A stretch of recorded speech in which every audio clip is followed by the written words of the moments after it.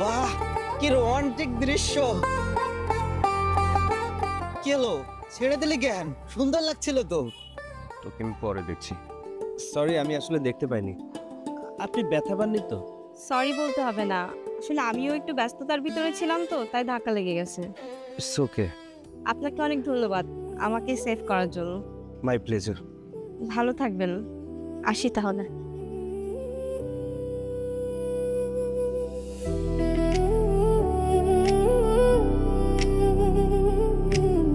প্রেম একবার এসেছিল গোপন, আমার বন্ধুর মনের গহীনে। দেখ, তুই কিন্তু বেশি বেশি বলছিস। না ভাই, আমি তো কম বলছি। কম বলছিস না? দাঁড়া।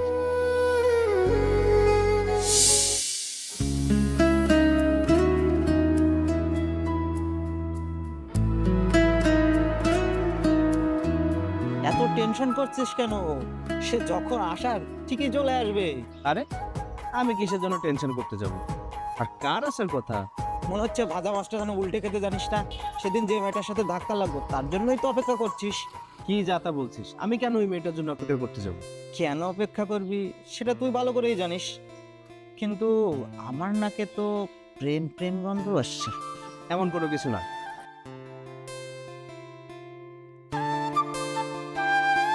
নে, তোর অপেক্ষার অবসান হয়েছে। ওই দেখ, সে আসছে।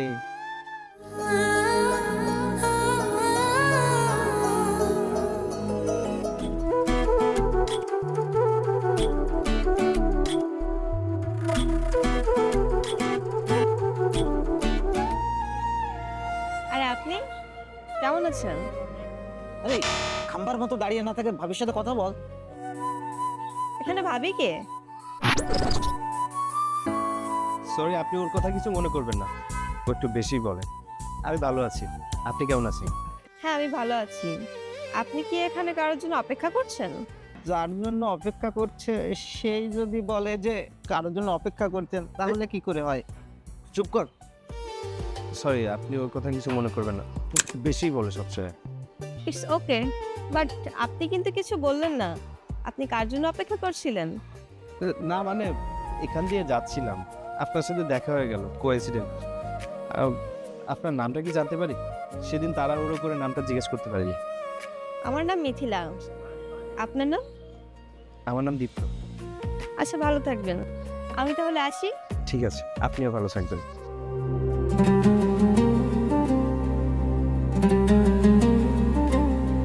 ভাবি দেয় মুচকি মুচকি হাসি, এই বুঝি আমার বন্ধুর গলায় পড়লো প্রেমের ফাঁসি।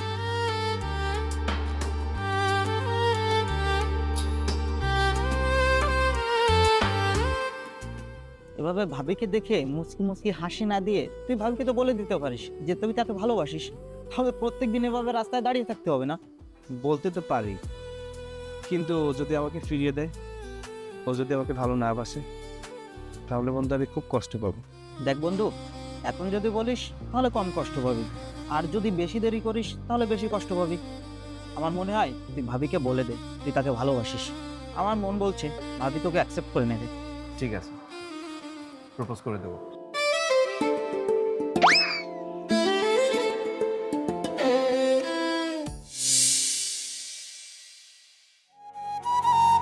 ওই দেখ, ভাবি দাঁড়িয়ে আছে, যা আজকে প্রপোজটা করে দে। আরে না, ভয় করছে যদি কিছু বলে। আর তুই যদি না যাস তাহলে আমি যে প্রপোজটা করে দিই। গুম করে ফেলবো একদম। আরে তুই এখানে দাঁড়িয়ে আছিস কেন? যা না, প্রপোজটা কর না, যা।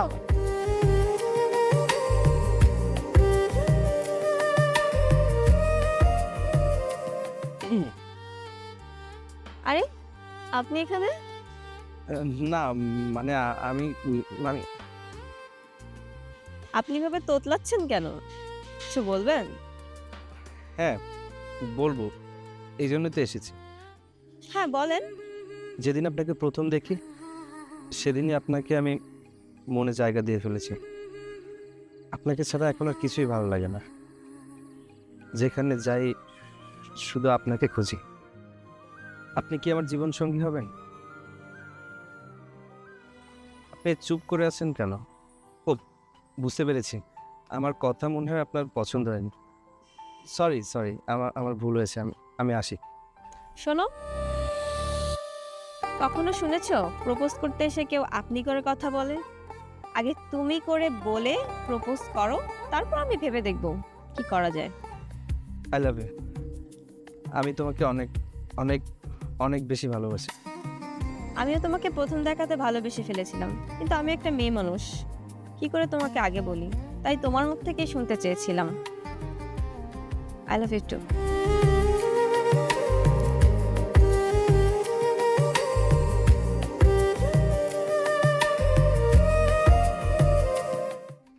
ইয়েস, আমি কেন লাফাচ্ছি? আর প্রেম তো হচ্ছে আমার বন্ধুর। আমি কি সারা জীবন সিঙ্গেল থাকবো? আর সেটা পরে দেখা যাবে, আগে ওর কাছ থেকে ট্রিটটা তো নেই। আরে ভাই এখন তো স্যার। তুই আসার সময় পেলি না? আরে ভাই এরকম সিন আরো অনেক পাবি, এখন তো আমাকে ট্রিট দে, কারণ তোর প্রেমটা তো আমি করিয়ে দিলাম। আচ্ছা ঠিক আছে, চল।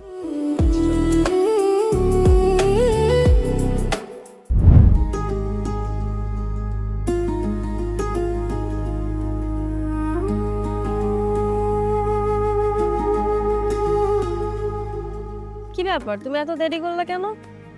আর এগুলো কি পরে এসেছো? না থাক, ঠিকঠাক। তুমি এত তাড়াহুড়ো করে আসতে বললে? আজকে তোমাকে আমার ভাইয়ের সাথে দেখা করাতে নিয়ে যাব। এখন কেন? আর কিছুদিন পরে যাই। এখন নয় কেন? মানে আমি তো এখনো চাকরি বাকরি পাইনি।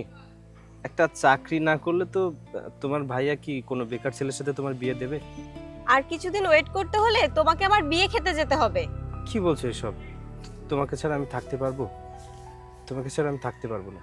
তাহলে চলো আমার সাথে। কোথায়? আরে চলো তো।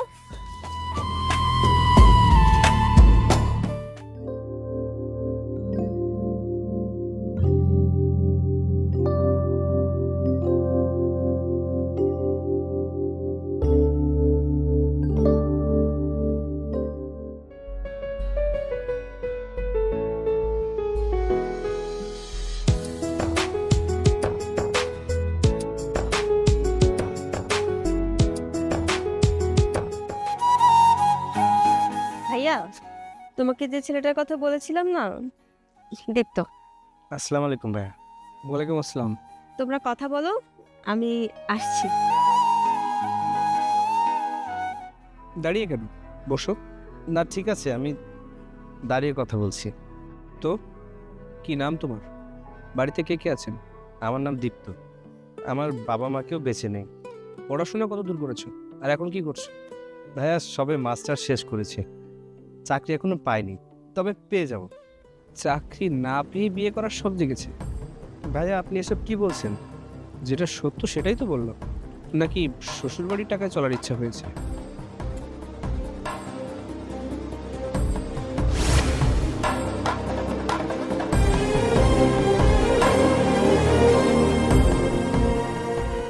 ভাইয়া আপনি কিন্তু রীতিমতো আমাকে অপমান করছেন। কি বেকার ছেলের আবার অপমান? ওর সাহস কি করে হয় আমার বোনকে ভালোবাসার? ব্যাস, আপনি অনেক বলেছেন, আর না। আমি চাকরি পাইনি দেখে আমার সাথে এমন ব্যবহার করছেন। আমি আপনার বোনকে সুখে রাখতে পারবো। আমি তো একদিন চাকরি পাবোই। আমার বোনের জীবনটা শেষ করে তারপর তুমি চাকরি পাবে? ভাইয়া, আমি ওকে অনেক ভালোবাসি, তুমি ওকে এভাবে অপমান করতে পারো না। আর যদি তারপরে তুমি এমনটা করো, আমি কিন্তু ওর হাত ধরে এই বাড়ি ছেড়ে চলে যাব। তুই থাম, আমি তোর বড়। আমি তোর জন্য যেটা সিদ্ধান্ত নেব সেটাই ফাইনাল। আর তুমি এই বাড়ি থেকে বের হয়ে যাও। শুধু এই বাড়ি থেকে না, আমার বোনের জীবন থেকেও বের হয়ে যাবে। আর তোমাকে একটা কথা বলে দিচ্ছি, তুমি কখনোই জীবনে উন্নতি করতে পারবে। ঠিক আছে, আপনি যখন বলেছেন আমি এই বাড়ি ছেড়ে চলে যাচ্ছি। তবে যাওয়ার আগে আপনাকে একটা কথা বলে যাই, আমি একদিন উন্নতি করব। আমি এত উন্নতি করব যে আপনি আফসোস করবেন। আপনি আফসোস করবেন এটা ভেবে যে আপনি ভুল ছিলেন আর আমি ঠিক ছিলাম। আসি। তুই দাঁড়িয়ে আছিস কেন? ভেতরে যা।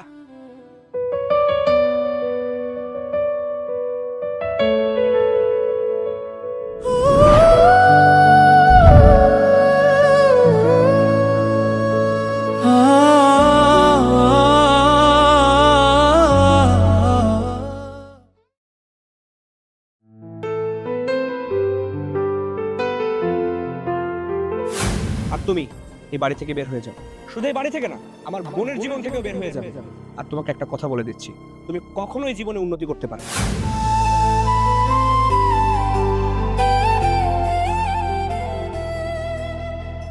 দীপ্ত, তুই এখানে বসে আছিস আর আমি তোকে কত জায়গা না খুঁজে আসলাম। কি হয়েছে, তোর মন খারাপ কেন? ভাই আপনি তো জানেন আমার মা বাবাকেও বেছে নেই, একজনকে ভালোবাসতাম, সেও আমাকে ভালোবাসতো। কথা ছিল দুইজনে সারা জীবন একসাথে থাকবে, কিন্তু তার পরিবার আমাকে মেনে নেবে না, কারণ আমি বেকার। আমি এখনো পর্যন্ত একটা চাকরিরও ব্যবস্থা করতে পারিনি। তুই চিন্তা করিস না, তোর জন্য একটা গুড নিউজ আছে। Good news? কিসের গুড নিউজ? আমি যে অফিসে চাকরি করি ওই অফিসে একটা ম্যানেজারের পোস্ট খালি হয়েছে, আর এখানে তুই যোগ্য একজন মানুষ। এই জন্য আমি তোকে খুঁজে বেড়াচ্ছি। আচ্ছা, এসব নিয়ে মন খারাপ করতে হবে না, চল আমার সঙ্গে চল। ওঠ।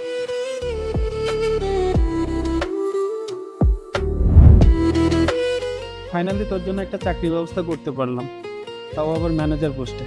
এই চেয়ারে মর্যাদাটা রাখিস ভাই, বস। থ্যাংক ইউ ভাইয়া। তাহলে আমি আসি।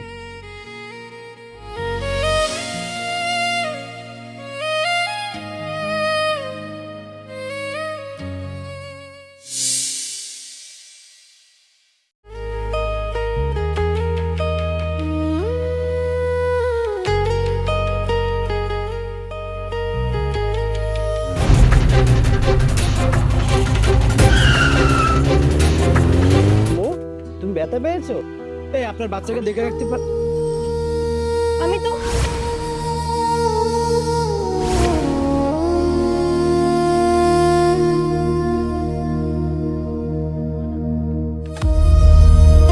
বাচ্চাকে দেখে রাখতে পারো না? একটা দুর্ঘটনা ঘটে গেলে কি হতো তখন? কি হলো? ওদিকে তাকিয়ে কে দেখছো? কিছু না। সাবধানে চলবেন, বাচ্চার খেয়াল রাখবেন।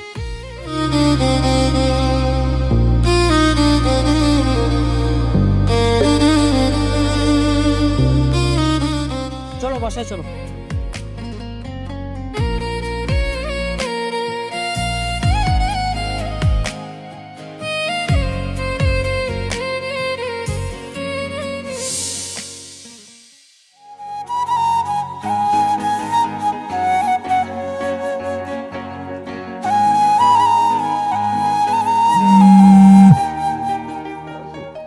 হ্যালো স্যার, কেমন আছেন? আমি ভালো আছি প্রীতম সাহেব, তবে আপনার জন্য একটা খারাপ খবর আছে। খারাপ খবর স্যার? আসলে কোম্পানির একটা সমস্যার জন্য কিছু কর্মকর্তাকে ছাঁটাই করা হয়, তাদের মধ্যে আপনি আছেন। কি বলেন স্যার? চাকরিটা চলে গেলে স্ত্রী সন্তান নিয়ে তো আমাকে না খেয়ে থাকতে হবে। সরি, আমার কিছু করার নেই। স্যার,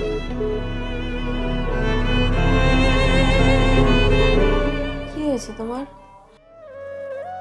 আমার চাকরিটা চলে গেছে, কি করব কিছু বুঝতে পারছি না। তাহলে এখন কি হবে? চিন্তা করো না, দেখি কিছু একটা ব্যবস্থা করে নেব।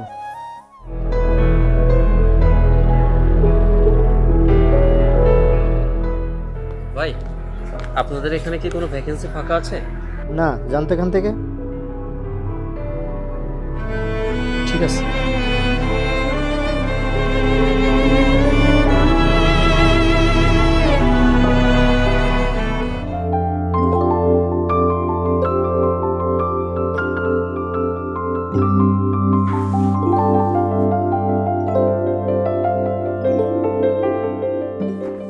স্যার, আমি আসলে একটা চাকরির জন্য আসছিলাম। আপনাদের এখানে কি কোনো ভ্যাকেন্সি খালি আছে? আসলে আমাদের এখানে তো কোনো ভ্যাকান্সি খালি নেই, আপনি অন্য কোথাও দেখেন। ঠিক আছে।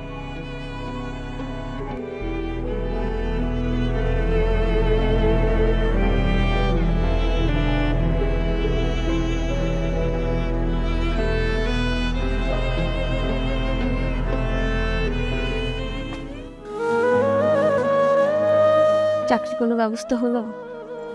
না, আজও কোনো ব্যবস্থা করতে পারলাম না। আচ্ছা চলো, ঘরে চলো।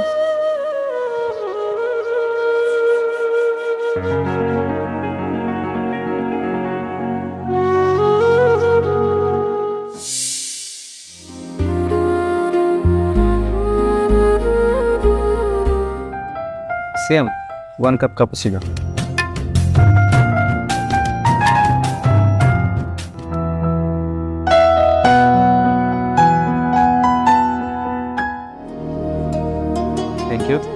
সিয়াম 1 মিনিট। জি স্যার, ওয়েটিং রুমে একজন ক্যান্ডিডেট আছেন, ওনাকে কাইন্ডলি পাঠিয়ে দাও।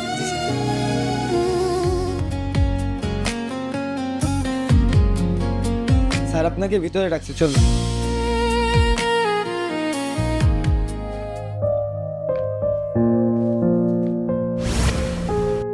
স্যার আপনি? হ্যাঁ আমি, বসুন। Thank you sir. কি হয়েছে, আপনি ওখানে বসেছিলেন কেন? আসলে স্যার এই কোম্পানিতে আমি একটা জবের জন্য অ্যাপ্লাই করেছিলাম। জবটা আমার খুবই প্রয়োজন স্যার। ও আচ্ছা, এই ব্যাপার। এই মুহূর্তে চাকরিটা না হলে আমার স্ত্রী সন্তান নিয়ে পথে বসতে হবে। আমি আপনার ফাইল দেখেছি, আপনার কোয়ালিফিকেশন অনেক ভালো। আমাদের কোম্পানিতে যে পোস্ট আছে তার জন্য আপনি পারফেক্ট। ঠিক আছে, আপনার চাকরি কনফার্ম। Thank you sir. আপনি যে আমার কত বড় উপকার করলেন এটা আমি আপনাকে বলে বোঝাতে পারবো না। ধন্যবাদ দেওয়ার প্রয়োজন নেই, আপনার কোয়ালিফিকেশন অনুযায়ী আপনি চাকরিটা পেয়েছেন। আপনার মাসে বেতন 30,000 টাকা, কাল থেকে জয়েন করবেন। স্যার আপনি অনুমতি দিলে একটা কথা বলবো? হ্যাঁ বলুন। স্যার আপনার যদি খুব আপত্তি না থাকে তাহলে এই গরিবের বাড়িতে একদিন দাওয়াত গ্রহণ করবেন। দেখুন মিস্টার প্রীতম, আমি তো ইউজুয়ালি অফিস টাইমের বাইরে কোথাও যেতে পারি না, আর আসলে আমি বাইরে তেমন যাইও না। আপনার মেয়েটা অনেক সুইট।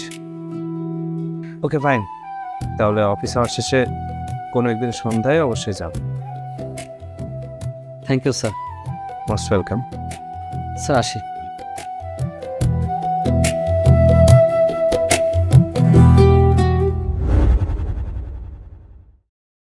স্যার আসুন স্যার। স্যার বসুন। তিলা কে এসেছে দেখো। কে কে?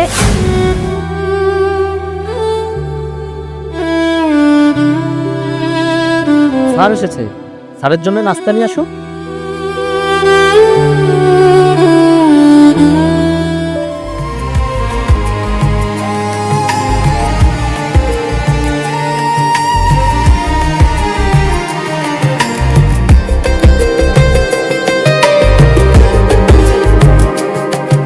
স্যার নাস্তাটা করে নিয়েছে। নো থ্যাঙ্কস, আমি খেয়ে এসেছি। কি বলছেন স্যার?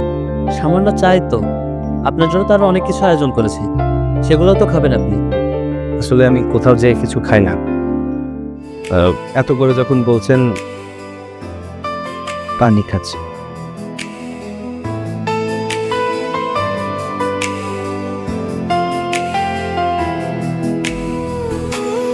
ঠিক আছে, আমি উঠি তাহলে।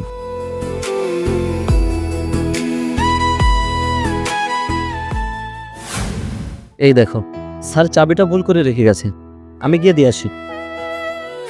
তুমি দাঁড়াও, ভাই একা আছে, তুমি ভাইয়ের সাথে কথা বলো, আমি দিয়ে এসছি। আচ্ছা ঠিক আছে।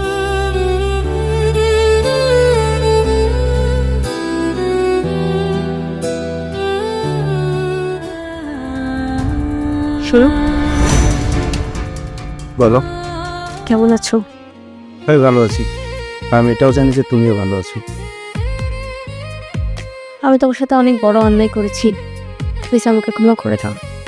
না, তোমার কোনো দোষ নেই, যেটা হয়েছিল সব পরিস্থিতির ব্যাপার।